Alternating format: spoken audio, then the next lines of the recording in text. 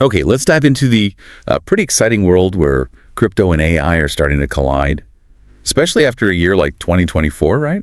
Saw some major milestones. Oh, definitely. The approved Bitcoin and Ethereum ETPs, big infrastructure improvement. Exactly. Things are still moving incredibly fast.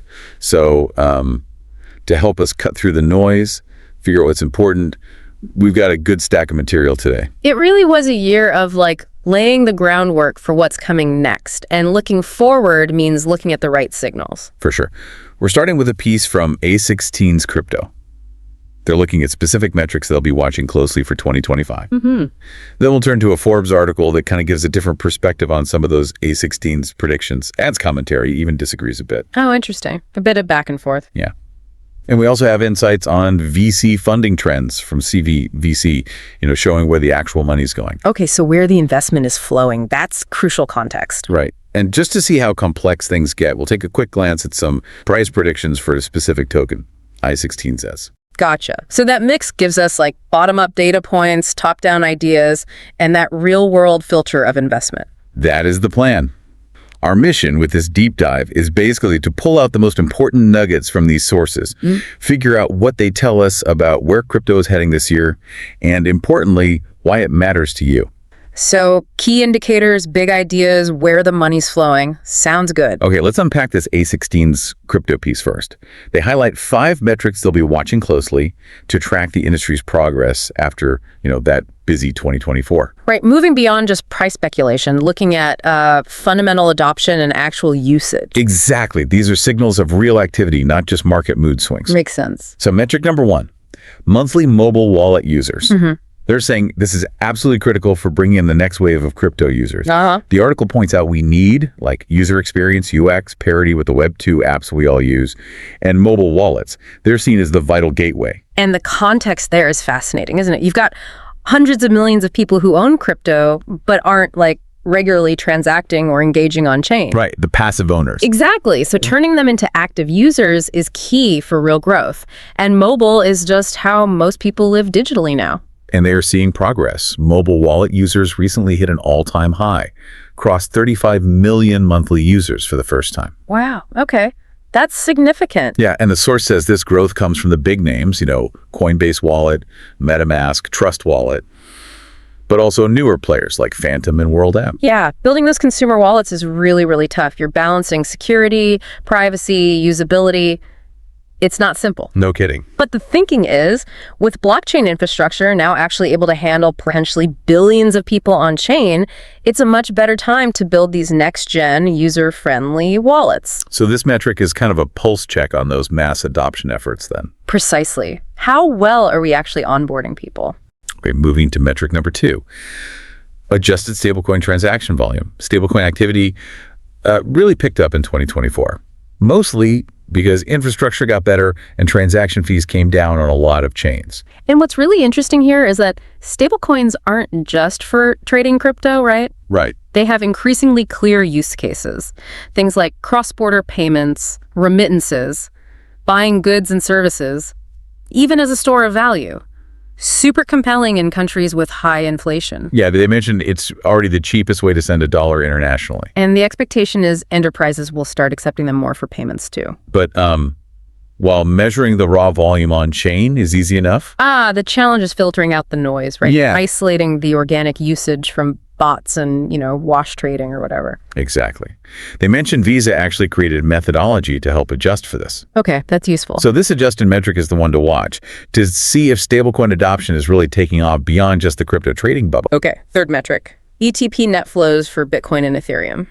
Yeah, the approval of those exchange-traded products, ETPs, by the US SEC last year was huge. Definitely a major milestone.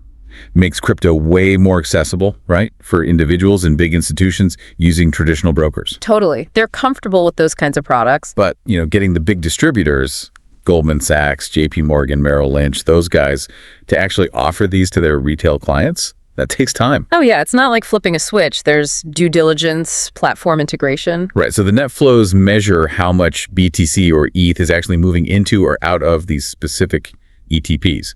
They exclude the older trusts that converted. And they have numbers. They do, specific figures. So far, 515,000 Bitcoin net flows. That's about $110 billion in on-chain holdings.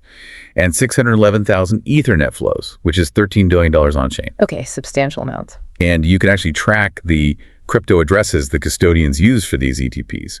So you can monitor this flow in basically real time. So it's a direct, tangible indicator of institutional money coming in through those regulated channels. Exactly. Real exposure building up. Metric 4 looks at trading venues, DX to CEX, spot trade volume. The idea is as more people and activity move on chain, you'd expect decentralized exchange, or DX, usage to grow relative to centralized exchanges, CEXs. And that aligns with the whole premise of DeFi, decentralized finance, doesn't it? It does. And are we seeing that trend? We are. The share of spot trading on DX has shown pretty steady growth, got up to around 11% over the last few years as DeFi matured. Okay, not insignificant. And recently, DX volume even hit an all-time high. Really? What drove that? The source says it was increased transaction volume on those high-throughput chains.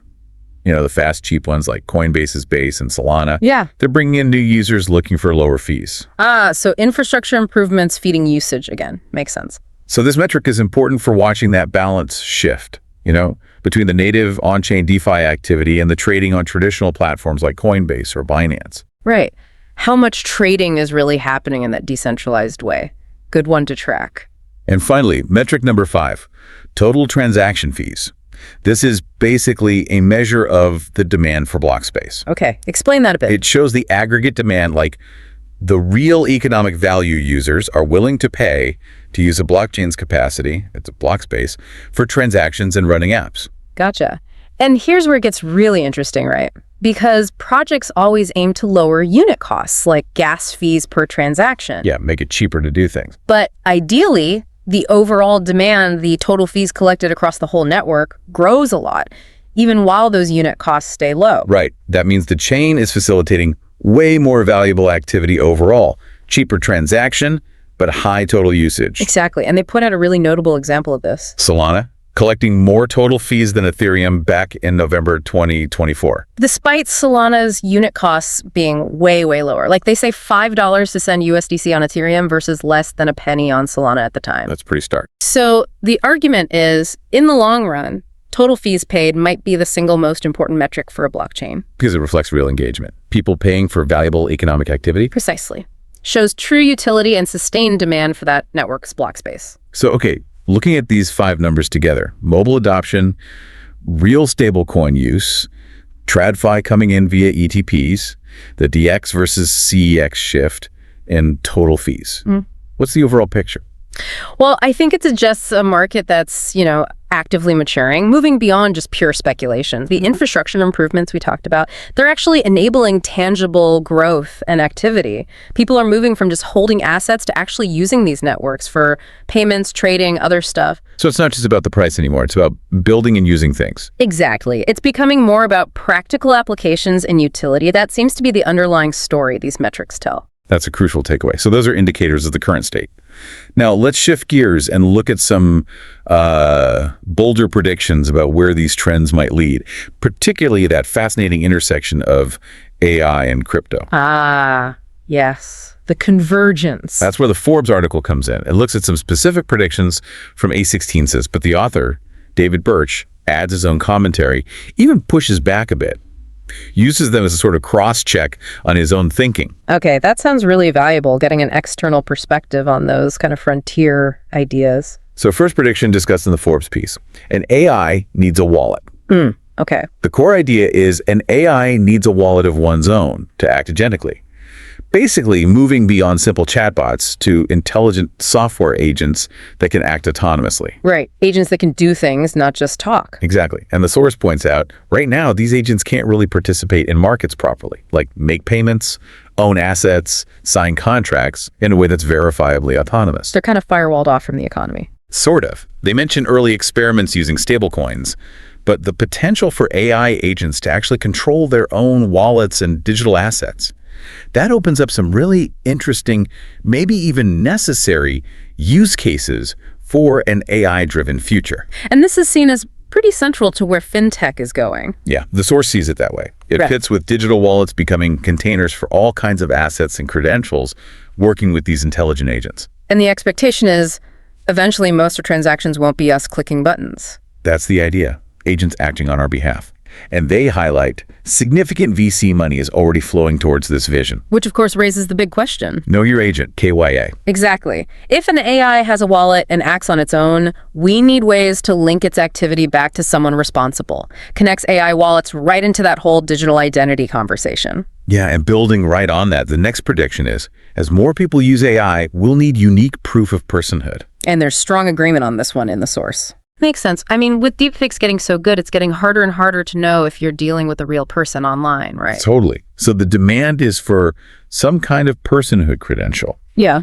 A digital proof you're unique human. But crucially, without necessarily revealing your full traditional identity, like your name or address. Right. Just proving humanness. And the source brings up that interesting point from James Boyle about corporate legal personhood, how that was a useful legal fiction created so companies could, sign contracts, own things, be sued. Allows them to participate in the economy legally. Right, which raises the question, will the same logic eventually apply to AIs? And the Forbes author thinks. Yes. He seems to strongly believe legal personhood for bots is kind of inevitable. For the same reason. To let them legally enter contracts, pay each other in the digital economy.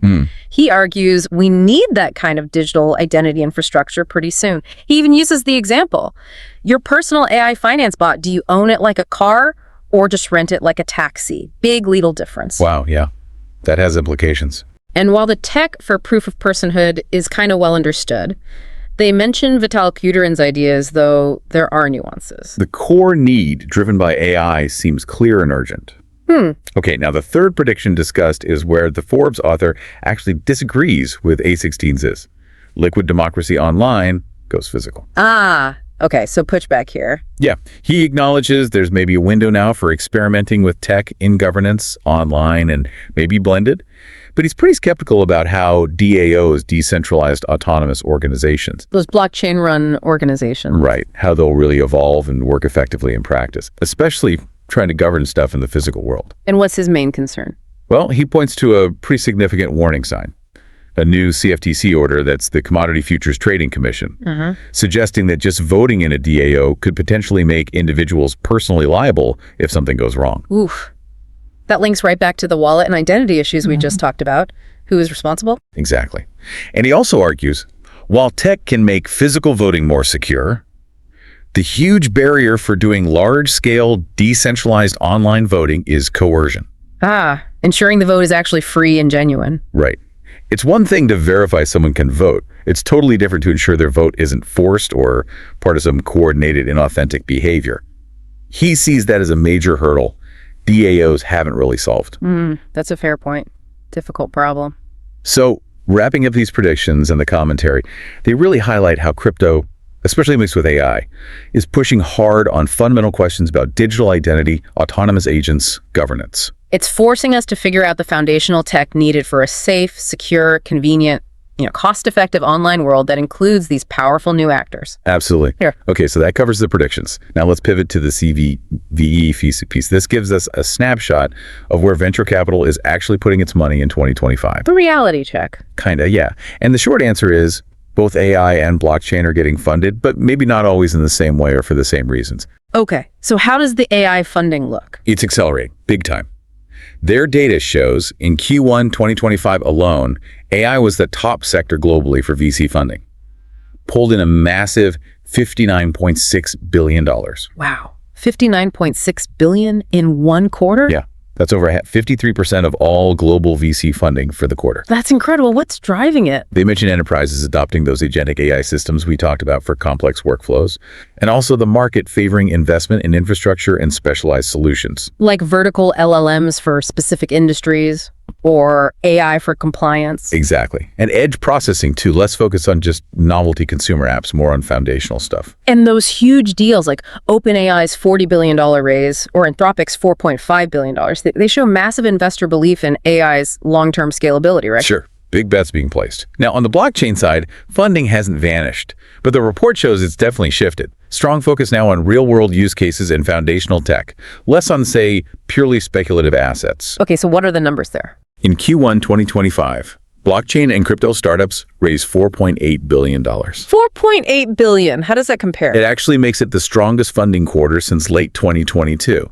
And that one quarter alone was 60% of the total VC capital invested in blockchain in all of 2024. Oh, wow. So a definite resurgence, but focused differently. Seems so. VC even notes the single largest deal in VC history happened that quarter, $2 billion into Binance by MGX. Wow. So the focus is clearly on building out underlying infrastructure and applications that solve tangible problems.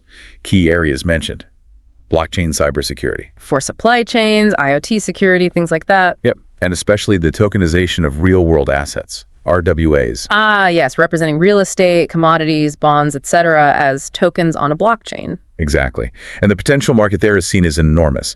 They cite a BCG prediction, growing from $600 billion to nearly $19 trillion by 2033. Trillion with a T, that's huge. Yeah. And DeFi protocols also still attracting decent money, $763 million last quarter, according to the report. And the report emphasizes why businesses still see blockchain as essential, even with all the AI hype. It does, for things like transparent supply chains, secure digital identities, automated smart contracts, and using tokenization to create liquidity for assets. So it's not seen as an alternative to AI. No, more like a parallel complementary infrastructure. AI brings the intelligence, blockchain brings the trust, ownership, security layers, especially when multiple parties are involved. That makes sense. Complementary roles. And they highlight trends driving this enterprise adoption, like integrating AI with blockchain for AI model auditability, tracking data provenance for AI. Tokenized royalties for AI content. Yeah, that too.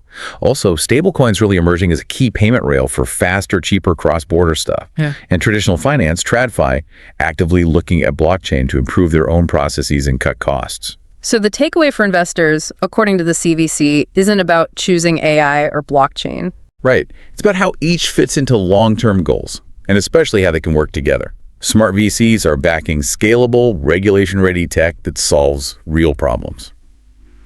Okay, so we've covered the key metrics, the big conceptual predictions, and where the VC money is flowing.